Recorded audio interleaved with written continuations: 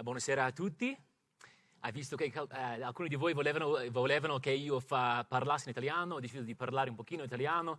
So che per voi non potete capire ben nulla, però io penso che sia importante almeno sentire un po' della lingua. And now I'll switch to English. I just said some people wanted me to speak Italian, so I'm speaking it. You can't understand anything, but it's still important to hear the language nonetheless, et cetera, et cetera. There you go. That was incredible. Let me just reiterate. For me, it's an absolute privilege to be here with you. It was such an encouragement this morning. Thank you so much for so many of you came up and said hi and said that you've been praying and we're interested to know how things are going and what's happening. And so hopefully I'll be able to inform you just a little bit about all this taking place in Genoa. You can go to the next slide. I just say next slide, right? Okay, awesome. There we are. If you didn't meet us, there's me, there's Johanna, and then there's Alice with the big hair, and then, or the curly hair, I should say, and then Noelle with the purple glasses, okay? And we actually, let me just say, we have prayer cards in the back. If you would like a prayer card, they're a little bit larger than I thought they were going to be, so they are like a little prayer mini poster or a prayer, or I keep saying prayer placemat. When they were printed, I'm like, oh my word, these are huge. So they are big. We are big on there. There you go. My kids are cute though, so it works out for everybody. I would like to, so what we're going to do is there are going to be more pictures. We're going to hang on this one for a minute because what I want to do is just kind of tell you a little bit about who I am, who we are as a family, and kind of briefly how we got to Italy. And I know we want to do a lot, and I know we all want to eat ice cream of the homemade variety. So we're gonna keep moving. But I'd like to tell you a little bit just about my testimony because that helps you understand maybe some of my burden for Italy, how we ended up there, kind of what drew us there. I grew up in a Roman Catholic home. My family was devoutly Catholic. In other words, we went to Mass every Sunday. We did confession. I was confirmed, the whole deal. And as a young man, I was committed. I mean, I can remember vividly times wherein I couldn't sleep. For almost a year of my life, before going to bed, I felt so just burdened that I had to pray these certain fixed prayers every night before I went to sleep. And kind of how my theology worked was, if I don't do these things, then bad things will happen. And so I felt, okay, I got to just pray these prayers, and I did those prayers. Maybe you've heard of them, the Our Father, the Hail Mary, Glory Be, things of that nature. And so that was a big part of my life. I wanted to be a priest when I grew up at certain points, did the whole thing, Catholic school. I went to 1 year of public school, but everything else Catholic school, so nuns teaching, learning from priests, learning Catholic theology, so a committed Catholic. And I went about this until the time I was about 15-ish. In that first period of my life was characterized by self-righteousness.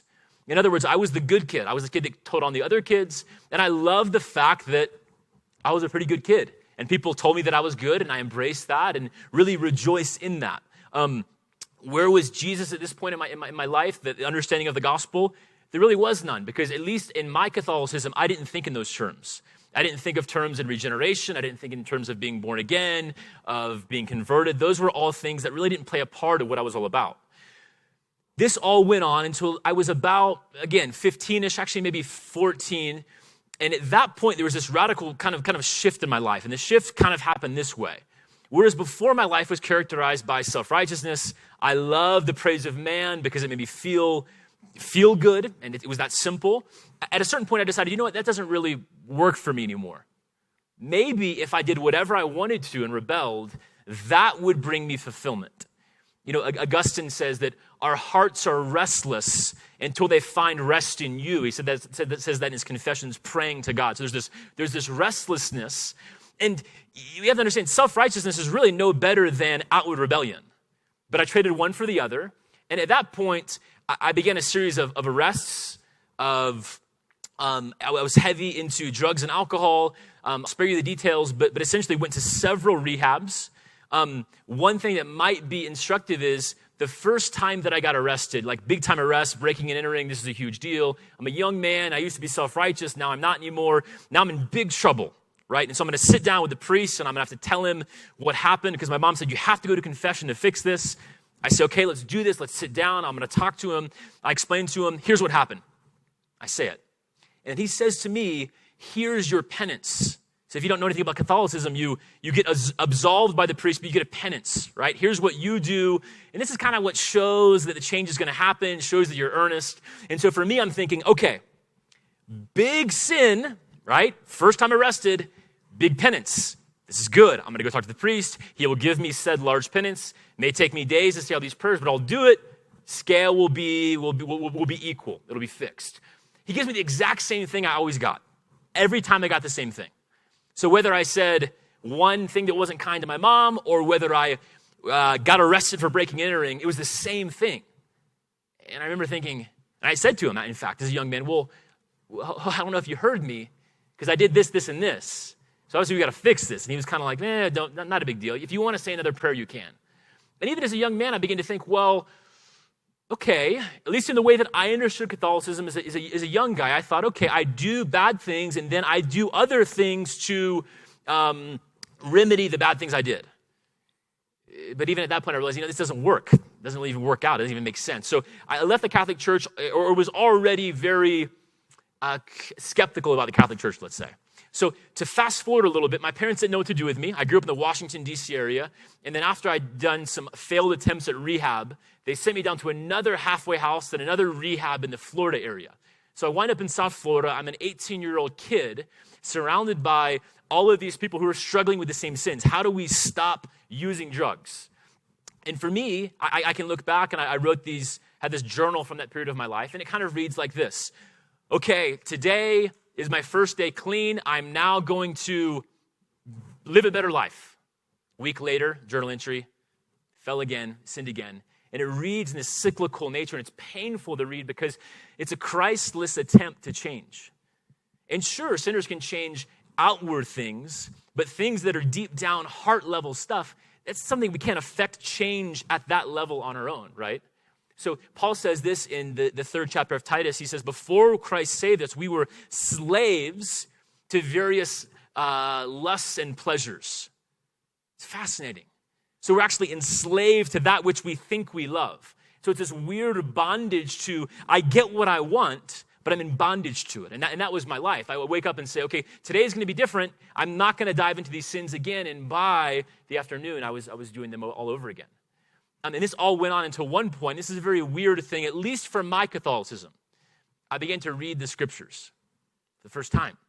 So someone told me you kind of need to get God, you need to get religion. And I thought at that point, I'll do anything to not be the person that I was. So I started to read the scriptures. Time goes on. There's one other believer in my family, my cousin. He shares the gospel with me. I don't know exactly when the Lord saved me, right around 19, 20 years old. But if you can imagine a young man who had already lived the life that I lived in that short period of time, for the very first time, I hear the gospel that you know. I find out that sinners can be saved by grace. I learn about this great transaction that Jesus gets my sin and I get his righteousness. So try to put yourself in my shoes for a minute. I had never heard the gospel. I had done all of these things. And I remember, even as a 19-ish-year-old, thinking, okay, even if I live a perfect life from this day forward, what do I do about these sins that I've committed? What do I do? I'll still be condemned.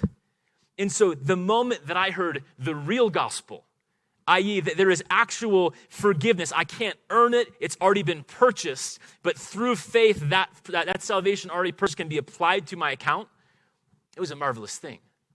The Lord saved me. I went to, we got to go faster. I'm taking too much time. One story you got to hear. Yeah, I'll tell you one more thing. About this time, so I was a believer for about 6 months. I was in kind of like almost a cult thing, without launching into details. But anyways, I was a part of this cult plus this really big church, which I can say, sadly, had no interest in teaching the scriptures. So somehow in the Lord's providence, through this online Bible study, I began to read Calvin and Augustine, J.I. Packer, all of these things. So I start to read, and I think, you know what? I can't go to this church anymore. This church is not about the Word of God. I got to get out of here. And so there was a guy that was teaching a Bible study in that church, and he did a really good job. And his idea was like, okay, I'm going to change the church from the inside. And he actually said to me, Matt, someday when you grow in the faith, you're going to find out that my ecclesiology is very bad. What does that mean? You can't be the guy from the inside trying to change a church. It doesn't happen that way. Okay, you can encourage, you can affect change in church, but if your philosophy is totally opposed to the church, not going to happen. Anyway, side note, he says to me, I say, listen, I want to find a church where I can hear the Word of God. And he says, you need to go down the road to Grace Emmanuel Bible Church. and that's where I went. That's where I grew up in the faith. I showed up there brand new in the faith and said, listen, I want to be a pastor. What do I need to do? And I didn't even know what a pastor was. They didn't laugh at me. I probably would have laughed at me. I was, as you can imagine, a little bit rough around the edges, still maybe a little bit less and less. And so I did an internship. I was there. I learned from these men. They poured into me. And at some point, there was a seminary that started there. I started to go to seminary. And in my first year of seminary, I was already dating Johanna. And through a friend went out to visit, knew their family, introduced, said, hey, maybe Johanna would like to meet you. She was reading a book, and they thought, hey, Matt likes to read. She reads. We got a little reading connection. The whole thing sounds very nerdy. It is not nerdy. It's not nerdy as it sounds. And so we started to email. Eventually, I came out, and the young bloods also were very kind to me. They did not throw me out of their home. I was maybe in the Lord 2-3 years. I was still very rough around the edges. But they believe in the Lord's grace, and they said, hey, maybe the Lord will grow and mature this guy. And we got married then my first semester of seminary. So first semester of seminary, we get married. We were beginning to have discussions about missions. And it was in that first year of seminary that one of my professors says to me, well, okay, it's a missions class. He says, well, you have to ask yourself this question, not why should I go to the field, but why shouldn't I go? And I'm sitting there thinking, yeah, why shouldn't I go? I have no answer. I should go. And there was a process for us as a family to get to that point. Because I was kind of the guy that whoever came to speak in the church, missionary-wise, like a missions conference, I was like, I'm going to go there. I have to go there. You guys from France? I love France. It's the best. I feel the calling. I'm going to go. I'm going to pack my bags. Whatever. India, that was me. But the Lord had to slow me down. And I think what he did was he began to work in my heart and Johanna's heart. And so it became not just a young man's crazy idea to go overseas. It became our burden together that we shared as a family. And the Lord, in his kind providence, began to kind of unite our hearts around this idea. And the idea kind of worked this way. Well, I want to go somewhere that doesn't have what we have here. So in other words, I had the privilege of being in a great church. I had the privilege of being trained. I want to go somewhere where there aren't those things so I can bring that which I've been given to a place that doesn't have them. And that was kind of this simple desire. Initially, we wanted to go to Bangladesh, and I was really committed on the Bangladesh thing. Worked through it with the elders. We talked to missions boards. It didn't happen for various reasons. My elder said to me, no, Bangladesh is not going to happen for these various reasons. There's one opportunity, fell through. And then in the Lord's providence, we met other Italian missionaries that happened to be at the church. I started to think, maybe Italy. Maybe we could do Italy. But I was kind of naive when it comes to Europe. And maybe you are too. I thought, Europe, Italy? That's like a vacation spot, right? I mean, if you want to do rough and tumble frontline missions, you don't go to Italy. You go to Asia. And Asia obviously has massive needs. So one evening I sit down and I say, okay, I'm going to read about this Italy thing. Let's see what the deal is. There's a book called Operation World. Anybody heard of that book? Okay, great book. You can open it up. You can read, find the country, and it tells you the stats, what the political climate is like, religious climate. And so I read about Italy, and it says that there are less than 1% evangelical believers in Italy. Like, wow, there's 60 million people. I'm thinking about my Catholic upbringing, right? But one thing that stuck out to me is that as I'm reading that, the number 2 religion in Italy are Jehovah's Witnesses. And for whatever reason, I remember thinking, you've got to be kidding me. I mean, and I say that with a tone of sadness. I mean, could it be that a country shrouded in darkness, thanks to the Roman Catholic Church, would also open her arms to welcome this cult? And the cult has been there for almost 100 years in Italy. There's a massive need. So anyways, the Lord works all that out. And so literally, after I talked to our elders and said, listen, I want to do this Italy thing, they said, okay, maybe that could work. Went to the bookstore, got a CD, how to learn Italian. And then Johanna and I started to learn Italian from that point. We get to the field. If you go to the next slide, I know you're ready for pictures. We're going to do it now. Can you guys see that well? So there we are. We get to Rome. December 2013, we show up in Rome. We were in South Florida. We have no idea how to dress for cold weather. Actually, Johanna did. I think she forgot because we show up. We don't have the right clothes, etc. Our youngest daughter, Noelle, you can see her. She's tiny, tiny, tiny. She had this habit of kicking her shoes off. So we'd be walking around Rome in the winter just in her socks. And Italians are very particular about like having enough coats on and things like that. And so that was kind of like a scandal for everybody. But we survived. There's us that first Christmas. And in Rome, what do we do? Pretty simple. There was a church that's actually all led by Italians, by Italian elders. And so we would learn from that church, kind of learned about what's the life like here, what's culture like, what's going on in Italy. We learned the language. We had language school, tried to study hard for that. And we, around, let's say, January 2015, so we've been there about a year, so got there December 13, by January 2015, we were ready to kind of realize this vision of, okay, we want to go somewhere where there is nothing. And so we eventually, if you go to the next slide, we ended up in Genoa. Okay, in Genoa, you say Genoa in English, you say Genova in Italian, either way is good. The red, you can see it's up there, right in the corner. So that, the thing that's highlighted in red is Liguria, and that's kind of like it's the region, it's kind of like a state, more or less, and that is where we landed. If you go to the next slide, as we were going there, we did kind of this crazy journey. So bottom right corner is Rome. So we went on this kind of 5-city tour to load the kids up in the car and said, okay, we're going to go around, see what there is. I did a lot of research. We're going to go get on the ground, see what's happening. So if you follow on the right side up, you see Florence. Okay, so we stopped in Florence. We met great people in Florence. There's a great church there. But for me, I think, okay, great. Florence has, let's say, 300,000 people. It's a pretty big city, but there's something great happening there. I rejoice. We have a great relationship with them, but I say I don't want to go there. Okay, so we keep going. So we go up, and we made our way up to, where do we go next? We went to Brescia. And if you look up right there in the corner, up by Milan, went there, was interesting. There were some possibilities. Weren't sure. Went over to Verona. You guys have probably heard of Verona. And then we went to, at the end, Mantova. So there's a little 3 there up in the top. So after we see those 4 cities, we have an Italian-style lunch in Mantova. And that includes multiple courses. It takes like 3 hours. It's a great thing. We have our quick lunch in Italy. And then it's like 4 o'clock, 5 o'clock. And so we're deciding, okay, what do we do now? Are we going to go to Genova? So we thought about it. I'd never been there. I'd never known any other missionaries there. I thought, you know what, let's do it. So we drove over, if you can see, from kind of the central northern Italy over to Genoa, and that's on the side.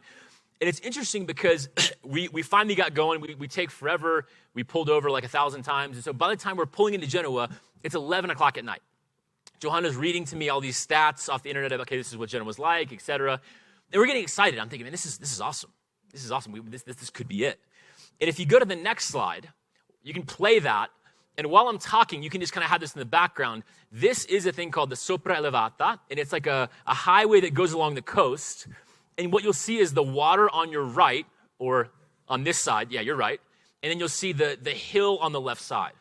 So if you can imagine this, we just had this gigantic Italian lunch. It's been hours in the car. We finally make it here. And it's nighttime. But the thing that strikes us, and this is like me driving slow. This is like the non-exciting part. But you can see my driving skills. I'm keeping it safe. And what you'll see kind of in the distance, it pops up on the left side, is Genoa is tucked between the Ligurian Sea and the hillside. And so this city goes up from sea level and climbs up the hill. And so we were immediately struck. And if you can imagine, this is all lit up. We're going to let it go for just a little bit longer.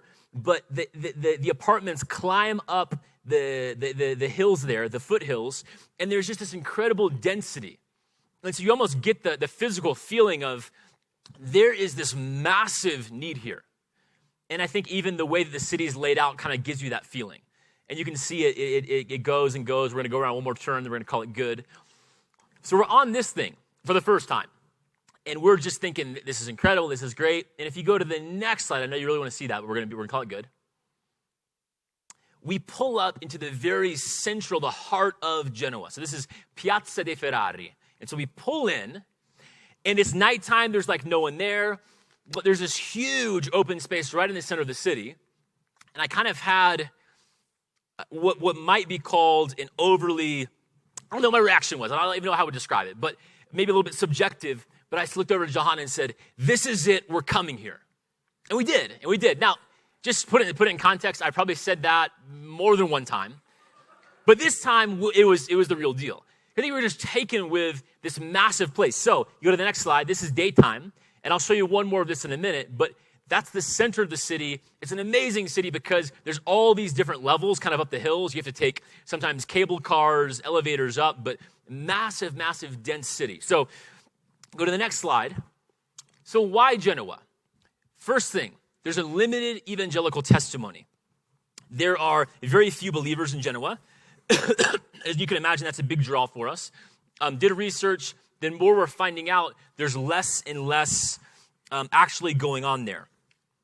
Next thing is, it's in a strategic location.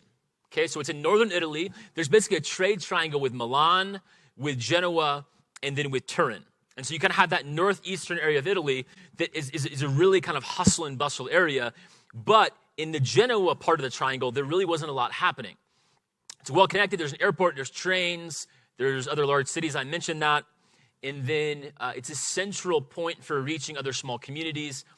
And what I mean by that is, what drew me to it is this. You have this big city. There's 600,000 people. And if you include the entire thing of the greater metropolitan area, you have 1.5 million people. So this huge sprawling city spread out in a very, very thin kind of line around the coast. And then back in the hills, you have all of these small communities that I almost certainly have never heard the evangelical true gospel. And then as you drive along the coast, as you get away from Genoa, you go through a tunnel, and you kind of pop out in this little tiny valley. There's another little community, maybe 5,000 people. You drive through another tunnel. There's another little community, maybe 3,000 people. I'm going to show you on the map in a minute here. But so this is kind of the vision, is that there's this city ministry, 600,000 people, bam, all together. But with this opportunity to, if the Lord wills to do it, if the Lord establishes a church there in the center, to build churches around the city with opportunities to reach back into these other small communities. And again, people who maybe come into the city to get groceries sometimes, but otherwise have an entire life that's just this small group, small community, kind of up in the hills without much interaction. So I think that was a draw for us as well. Third bullet point, we wanted to go. There you go. That's the least spiritual aspect. Interesting in a place like Italy, though. I mean, we do have to exercise how do you decide between bests? I mean, how can you go to a place that has a massive need here and a massive need here? Eventually, at some point, you have to trust the Lord and move forward. And so we picked Genoa. Okay. We got there, by the way, just so you can have timeline stuff in your mind, October of last year. We've been there since October of last year. If you go to the next slide, here's some pictures of Genoa. This is the historic city center. The city center is known for having super tight alleyways, so tight, think kind of medieval pirate situation where the buildings almost touch each other at the top, okay? And this is actually, they say that Genoa has the largest historic city center in Europe. I don't know who they is, but I believe it. Now, if you look right down here, you see those little towers. That, if you walk through those towers and kind of come this way, you would make it to our house. So we're right downtown in the city center. And then it's not in the picture, but right near there is something that Genoa is very famous for. Christopher Columbus's house is found right there. It is very underwhelming, but they say that was his house. If you ever go to Genoa, do not pay the €5 to go in because there's nothing to see. You can see everything from outside. But there you go. Christopher Columbus was born in Genoa. That's his claim to fame. There you go. Next slide. Another picture, just kind of see that it's beautiful, the housetops of Genoa. But again, kind of get an idea of the density of the city. Go to the next slide. This is called Piazza della Vittoria. And this is right by where we live. That arch is there to celebrate, commemorate what happened in World War I. And so that is a big open piazza. And so we live right kind of over on that side. Go to the next slide. And this is just a view from the port looking up. Okay, next slide. So this is Charles Dickens. I like Charles Dickens. He wrote, in the 19th century, he visited Italy, and so in his Dickens-esque way, he describes what he found in Genoa. I think it still applies today. So he says, "It is a place that grows upon you every day. There seems to be always something to find out in it. There are the most extraordinary alleys and byways to walk about in. You can lose your way. What a comfort that is when you're idle. 20 times a day if you like, and turn up again under the most unexpected and surprising difficulties. It abounds in the strangest contrasts, things that are picturesque, ugly, mean, magnificent, delightful, and offensive, break upon the view at every turn. And I like that because I think it does encapsulate, it does kind of give you the picture of, it's city life. And as you move closer to the port, as you can imagine, there's lively things happening for good and for bad in the port, and you encounter people of all different types. Next slide. We said 600,000. We mentioned 1.5 in the larger metropolitan area, sixth largest city in Italy, Italy's largest seaport. And to give you an idea, so Nice, we all sadly had to learn about Nice in the news recently. It's 2 hours from our house. In that kind of Italian moving into French coastline, it's all very similar. There's big boardwalks, same thing right by our house. Big boardwalks along the water. And so our hearts were uniquely heavy, just imagining we were so close. So 2 hours from Nice, France, 4 hours from Switzerland. You can go to the next slide. A little interesting tidbit, the average age in Genoa is 47. It's 5 years older than the average in Italy. So we're already kind of brainstorming, what would it look like to have a ministry to folks that are kind of in the last phase of life? I don't mean if you're 47, you're in the last phase of life. I just mean, obviously, take it easy. Obviously, to get the average age of 47, there have to be some older, seasoned folks. And when you sit them, you go to the doctor, you're in the waiting room, you look around. There's a great deal of people who it seems like could be in the last phase of their life on earth. And it's interesting as you talk to some of them, you'll talk to them. Well, sir, you have a minute to chat. Here's what I'm doing, and they'll say, well, that's great, but my wife's bedridden at home. I'm just out for 1 minute. I haven't been out of the house in weeks. I got to go home and take care of her. It's too late for me. And so are already kind of brainstorming, what would it be like to have a ministry to this swath of the city, this particular age group? We already said Chris Columbus was born there, claim to fame. The Genovese are known for being a closed people. So they're known for it's two things. They're known for being very closed, and they're also known for being very miserly. There's a way in Italian you say they have short arms. What does that mean? Their arms are short and they can't make their way into the pockets. And even people from there kind of say that. That's their thing. In the Lord's kindness to us, our efforts to meet people, we haven't felt like they're super closed necessarily. Rome and down is really south in Italy. And it is. People are more outgoing. We flew through Rome to come back home, and it's just different. There's a different feel of much more, you could say it this way, much more Mediterranean vibe, Rome and south. And then as you move north, it's more European feel, if that means anything to you. Okay, you can go to the next slide. Okay, we already said less than 1% evangelical, very few churches in the city. This is worth mentioning. Many of Italy's historic denominations are liberal. So we're talking BMW, Baptists, Methodists, and Waldensians. You've probably heard of the first two, and it's with great sadness that I say that. I think we have to have the perspective in missions that if someone is preaching the gospel and giving people the word, I rejoice in that. I love that. And so I picked Genoa because I knew that with a city of 600,000 people, even if I show up and meet people doing great things, I'll say, that's phenomenal. I love that. You go to that part of the city, I'll be over here. And so the desire is not to be territorial and say, hey, we're the only people doing the right thing, because I don't think that that's necessarily the case. But we have to be realistic about what's happening. And sadly, for example, there's a Baptist church right in the center. Unbelievable location. I go sit down with a pastor and I say to him, well, tell me about your ministry. Like, what are you all about? First phrase says, well, you have to understand we're a liberal church. So what does that mean? Well, they have women pastors. They do prayer meetings with Catholics. They, to use his words, they live out the gospel in different ways. And so if you can have in your mind, you not only have Catholicism confusing the gospel, but you have all these stripes and sorts of evangelicals confusing the gospel, or so-called evangelicals confusing the gospel. And so it's a massive uphill battle. Even the Waldensians, the historic denomination in Italy, they were started by this guy called Peter Valdo. He's a Frenchman. He comes down into the Alps, the valleys of the Alps. He's in Italy, and he starts a movement, and they're known for being devoted to the scriptures. 16th century Reformation comes to Italy. They embrace it. Now, fast forward to our times, Waldensian church in Italy is completely liberal. They all train their pastors together. Methodists, Waldensians, and Baptists all train their pastors together, and they're completely liberal. mostly concerned with social needs, very little concern about actual gospel ministry. So I just want you to have a taste of what's happening. If you go to this next slide, so from that first arrow on the left, that's where we live right downtown. I told you about this coast with all these little communities, all the way down to there. So that's Chiavari, and that neighborhood in Genoa, there are absolutely, as far as I know, 0 churches. So not even just no good churches, I mean 0 churches. And so again, that's kind of our heart to begin in the center and expand outward. But just so you have in your mind, you would drive through there and you would see nothing but Catholic churches. Next slide. So our goal is pretty simple. You heard me emphasize this morning that God uniquely gets himself glory in the local church. What is the application to missions?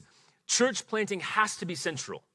Has to be central. How can you do the Great Commission? How can you make disciples of every nation, teaching them to obey all that Christ commanded, baptizing them, not in that order, baptizing them, teaching them to obey all that Christ commanded? How can you do that if you don't have a church? The answer is simple, you cannot. So faithfulness to the Great Commission demands church planting. Now, you can do other things. There's other great help ministries. Not everyone is a specific church planter, but we would say that the local church has to be the center of what we're all about. So, we are convinced that what Italy needs are sound local churches. There's leadership training that's happening that I'm a part of. There's other things that are happening. But we're convinced that we need to be devoted to this local group of people in Genoa, and so that will be kind of the epicenter of what the Lord uses. So if we want to do other things, like all of our other goals, leadership training, it's impossible from the context of a local church. In other words, how do you teach a young man to do ministry if he's never been in a church where ministry has happened? I would argue that it's nearly impossible. And so we're praying that the Lord would build churches, and this is our singular aim. You can go to the next slide. I actually quoted this morning, so we're not going to read it. But simply put, I don't think we can even say, well, are we doing evangelism or are we doing church planting? Because in a very real sense, the church itself is a witness that the gospel works. How do you know that the gospel works? People get saved and they group together in community. Go to the next slide. So I mentioned this, I alluded to it. The city center, we are convinced, is the most strategic place to start. And then the hope from that would be churches in strategic neighborhoods in the city center. And then those churches in positions to reach out to this broader area in Liguria. That's the region where Genoa was found. Now, you notice I don't have like a timeline, like, okay, I'm going to plant, 700 churches in 7 years. Because I don't think that is possible. Goals are good. The Lord would encourage goals, right? But insofar as how will this all unfold? Will the Lord save 100 people from this place in the east of the city? Maybe. Then maybe we'll say, okay, we have a Bible set. We have a church in the city center. The logical next step would be a church in the east of the city. So I can't necessarily say, hey, it has to be this progression. This is just to kind of give you a taste of what we're praying that the Lord would do. Go to the next slide. Here you go. So this is kind of how Genoa was broken down. See that green? It says Centro Est. That is where we live. There's 90,000 people just in that green. Again, not the green on the left, but the mint green in the middle. 90,000 people just there. And so we've only just begun to evangelize a very small portion of that. On the right, there's 60,000 people. On the left, 70,000 people. So those are, to give you a little taste, those are regions and ways they kind of break up the city. So all that to say, you could, in each of these regions, you could easily have a church. Easily. So we're praying to that end. Go to the next slide. So what do we do in our first 8 months? We've been there about 8 months. What happened? Well, first thing we did was team building. So we wrote up a philosophy of missions. We talked through what we're hoping to see happen in the future, set expectations. Here's an interesting question. Just because you move your family to Genoa and you're convinced this is what I should do, does that mean that the Lord has to build a church there? I don't know that you can say that. I don't know that you can. We can always say that he's saving some people in some place. We know that by the end, he'll save some people from every place, every tribe, tongue, people, and nation. But I can't say that because I'm here, he has to act in this certain way. So what we've done is we've gotten together as a team. If you go to the next slide, got together as a team. These are our teammates. And we talked about what are our expectations? What are we praying that the Lord would do? How can we think about all of this? And so these are the Molicas. And he is Italian-American. He's been in Italy for 5 years. Even though he's Italian-American, he had to learn the language. And in the Lord's providence, this family, and so there are 2 twins in the back that are Alice's age. But in the Lord's providence, they were looking for a place to minister. You go to the next slide, there's us together. They're looking for a place to minister at the same time that we are. We begin to pray together. Massimo and I begin to talk together. We begin to click on every level. Our hearts are the same. Our burdens are the same. And it was just a massive kindness from the Lord to send us together. I love to minister with Massimo. He's a gifted evangelist. He's a gifted teacher. He's wise. He's insightful. I'm learning from him about his parenting. And so it has been just a huge encouragement to be able to minister alongside of them. So the Lord sent us together with them. So we're doing all this preparation as a team, praying as a team. And there you go. There we are. Next slide. Beginnings of evangelism. We have getting to know the religious climate, evangelism in the squares, starting to make friends. Contacts have been sent our way. A few anecdotes from this. I know you want to eat ice cream. I'm moving quick. Just to give you an idea, a lot of the people that you speak with are consider themselves atheists, especially the young people. This is interesting because, again, they are on paper Catholic, but you meet them and you say things like, okay, tell me about, what you believe, tell me your whole deal. And some of the young folks will say, well, I'm an atheist.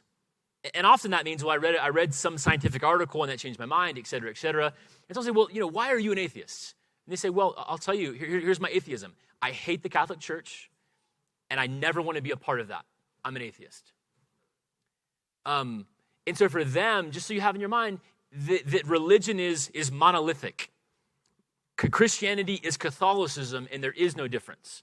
So obviously, in part, what we're trying to do is, I'm trying to show them that atheism as a worldview is insupportable. This doesn't work. You can't live your life as an atheist in God's world. But also that there is this whole other thing called biblical Christianity, and it has nothing to do with Roman Catholicism. It's completely a different thing. But you do meet Catholics. I'll give you an example.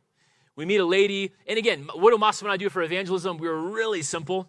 We walk around where there's a lot of people, and I say, hey, listen, do you have a minute to talk about religious things? Can I ask you some questions about the religious climate here? They say yes, we chat, and sometimes we chat for an hour. Sometimes they say no. One time we're chatting with this lady, and she says, well, I'm Catholic, I'm devout. He says, well, you know what? She kind of warms up as we're talking. She says, you know what? I'm glad we're talking because there's one thing, the Bible, I just cannot accept. The prodigal son. What is going on with that story? I mean, can you believe it? The son leaves, he squanders everything. He takes what his father's given him, he squanders everything, he blows all of his money, and then he comes back and the father welcomes him. What is going on with that? Meanwhile, the other son, the older son, he does everything he's supposed to. He deserved it, not the other guy. I said, that's the point, is that we don't deserve grace. And so, just to give you an idea, that is a consistent Catholicism. You can't understand the gospel. So we meet all sorts of people. So we're doing evangelism. If you go to the next slide. Again, so the last slide was based on regions. This is based on neighborhoods. Our neighborhood is Centro, the center there, red. And then my colleague lives in the yellow. So just to give you an idea, again, we have just begun. We've only done evangelism in the red. And so there's this entire city. And so part of what we're hoping to do is pick certain regions for a certain series of months so that people can pray for those particular regions. But again, right now, it's just there in the beginning in the red. You go to the next slide. You play this video. This gives you a first-person view walking up to, again, this Piazza dei Ferrari. This is the very center. You're walking. There's a guy playing the accordion. There's these marble floors. There's these porticos. And you walk out, and you're walking out right downtown. You kind of feel there's a lot of people, almost always people out here.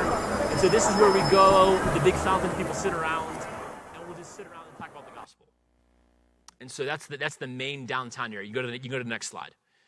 What else are we doing? There's the beginnings of the church, Sunday Bible study. We've been studying the book of Colossians. I typically do most of the teaching. That's been interesting, learning to teach in a second language. We do discipleship and counseling, lots of less fun legal documents, website, etc. and then we were working on doctrinal statements. So you can imagine beginning a church from scratch. These are all things that have to take place. So what has the Lord done as we're kind of in our last minutes here? If you go to the next slide, right there, that little arrow, that is our building. To kind of give you an idea, where do we live? We live right there. That is, if you look through that window where the arrow is, that is our living room. And the orange guy right there. And again, it's right downtown in the city. You can kind of get an idea. We have a lot of neighbors really close by, and that is city living.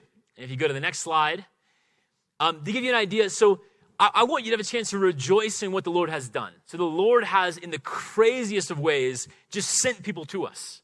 And so these are not stories of, we sat down, we concocted this plan, and we were really faithful to execute this plan, and then we convinced these people, and they came. It didn't really happen that way.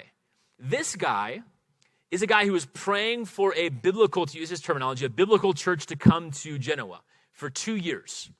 And so through a contact of a contact of a contact, he contacts Massimo, I meet him, and then he just becomes a part of what we're doing. So for, 6 months, he's come every single Sunday that he can. He works some Sundays. He meets with either me or Massimo. Now Massimo's primarily discipling him, working through Scripture, drinking in, learning, hungry. This is a guy called Eduardo. And so he is 22 years old and just loves Christ. But you can imagine, so that is more or less someone just dropped into our lap. So this is not something that we've done by any stretch of the imagination. This is the Lord's kindness to give us these small encouragements along the way. Go to the next slide. What does our Bible study look like? Our church look like? Well, there you go. This is our living room. I'm there in that one chair. There's Massimo singing. And there's basically 2 people that are not related to us. And there we are having church in our living room. That's what it looks like. It's pretty informal, small group together. But again, doing the same things that you're doing on a smaller scale with the hopes the Lord will continue to bless and add to our number. Next slide. One Sunday, and I got to tell you this story. I know, we're ice cream, we're wrapping up. I'm definitely wrapping up.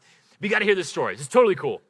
So, again, like crazy contact, a missionary guy that I'd never met, he talked to me, and then he said, hey, he asked me a certain question about something else. I'd never even met the guy in person, sends me an email. He says, hey, wait a minute, you're in Genoa.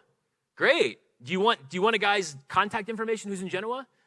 He said, here's the email he sent. The email reads, I don't want to die in my sins. Could someone help me? And he's like, do you want to talk to the guy? And I'm thinking, I just started as a missionary, but yeah, I want to talk to the guy. And so I meet him, and you got to imagine, so I meet this guy, and I have a 2-hour conversation with this guy, and I'm thinking, this is great. This guy's going to get saved, become part of the church. This is phenomenal.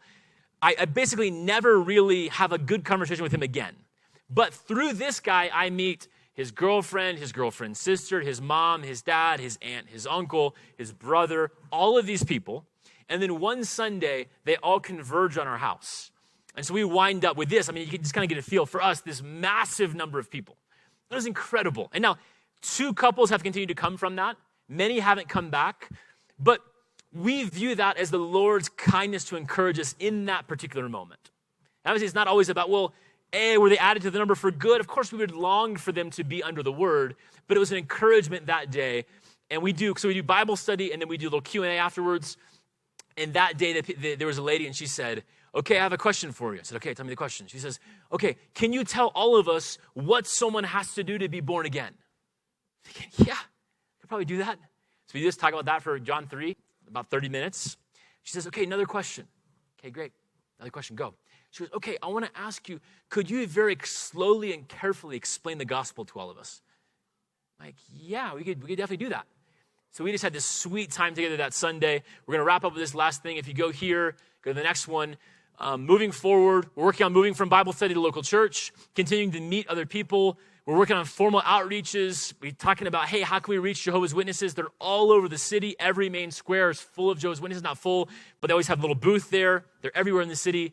Then continue to become part of life in Genoa. Alice will start school in September. School is a big part of life there. Dads, everybody kind of goes to pick the kids up often. So we're excited to kind of become a part of that. And then I teach in Sicily in the Italian Theological Academy. So I'll be teaching Old Testament sometime next year. So last thing, this is really the last thing. This is where we finally, so we've been working on it since February, a place where we can meet, have evangelistic outreaches, have our Bible study, all of these things, offices.